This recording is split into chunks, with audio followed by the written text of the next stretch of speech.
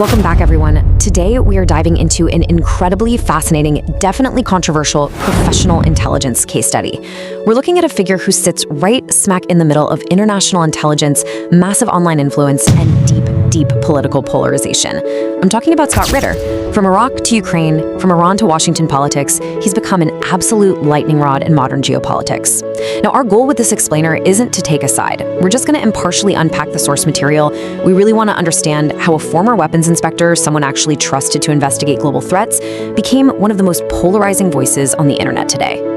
Okay, let's dive into this. We've got a 5-part structure for today's briefing. First, the intelligence subject profile. Second, the pivotal 2003 WMD assessment.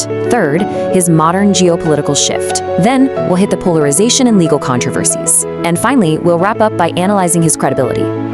All right, let's kick things off with Section 1, the intelligence subject profile, where we assess the background. Now, to really grasp the controversy surrounding Scott Ritter today, we've got to establish his baseline credibility, right? Unlike so many internet talking heads who, just rely on their opinions, Ritter's foundation was actually built out in the field. He is a former U.S. Marine intelligence officer and a former United Nations weapons inspector. So we're talking about a career rooted in real-world, boots-on-the-ground intelligence gathering. He was actively tasked with investigating global threats. He genuinely knows the inner workings of the intelligence community, and honestly, that operational background sets a very specific baseline for how his audience perceives his analysis today. Moving right along to Section 2, the 2003 WMD assessment. This is really the defining moment. And this brilliantly illustrates why people listen to him. This is the historical moment that completely cemented his analytical reputation. Back in the early 2000s, operating as a UN weapons inspector, Ritter was deeply embedded in intelligence gathering inside Iraq. But then in 23, right in the lead up to the US invasion, he made this massive, highly public break from the mainstream narrative. He openly challenged the official claims that Iraq had active weapons of mass destruction.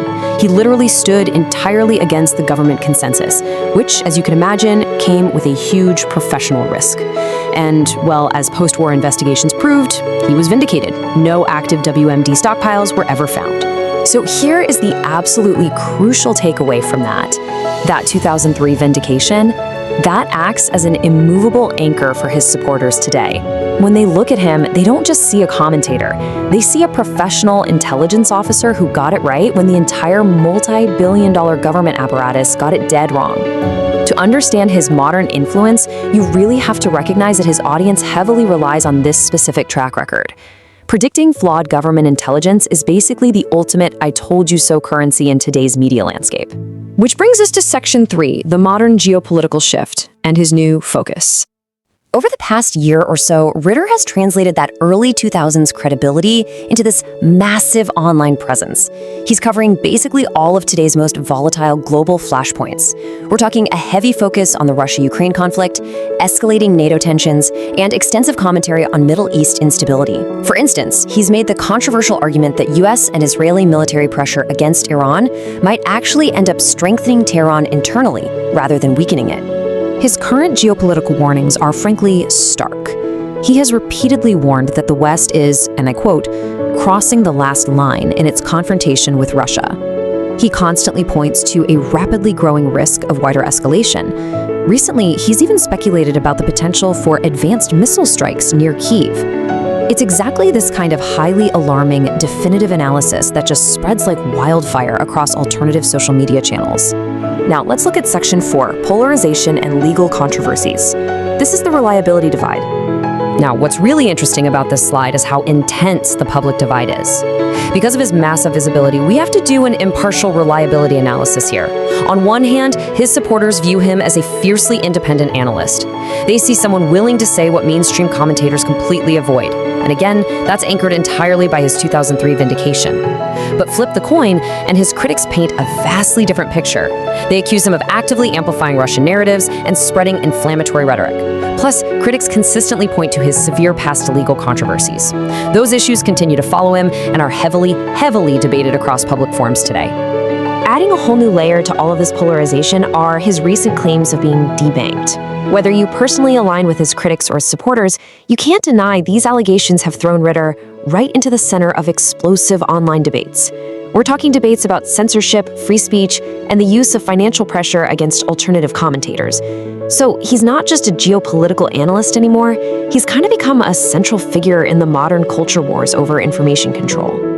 Finally, we arrive at Section 5, Analyzing Subject Credibility in the Information Battleground.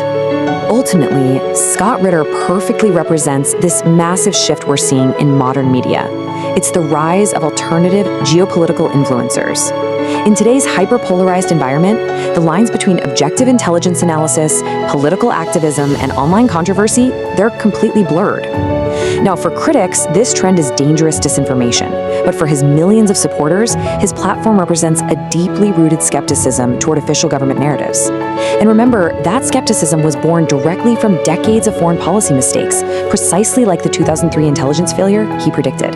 As wars continue to expand and global tensions rise, public trust in mainstream institutions just continues to fracture. In this modern era of alternative media, the ultimate battle isn't really over who has the loudest voice anymore. It's a battle over trust. So what does this all mean?